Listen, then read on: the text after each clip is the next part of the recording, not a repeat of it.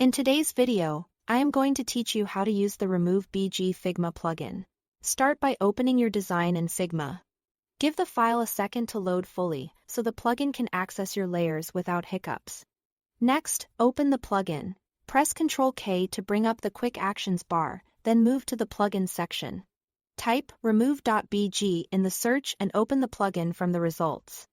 This launches the plugin panel and gets us ready for setup.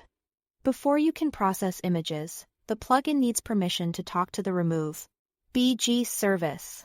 In the plugin, click Set API Key. Now, head to remove.bg and create an account to get a free API key. It only takes a moment and the free tier is enough to test things out. Copy your key. Return to Figma, paste it into the plugin's field, and click Save.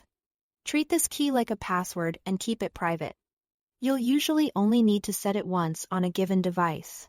With setup done, let's remove a background. On your Figma canvas, select the image you want to edit.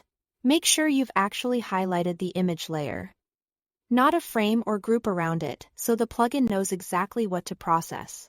Now, right-click on the canvas. Choose Plugins, then select Remove.bg, and click Run.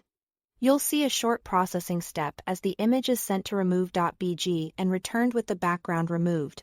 The time this takes depends on your image size and your internet connection. So give it a moment. When it's finished, you'll see the result right on your canvas with the background cleanly cut away. Zoom in to check edges around hair, hands, or complex shapes. If you want to compare, use Undo to toggle before and after.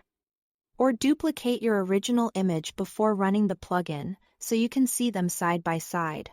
If something looks off, try selecting a higher resolution version of the image and running the plugin again for a crisper edge. That's the full workflow. Thanks for watching and happy designing.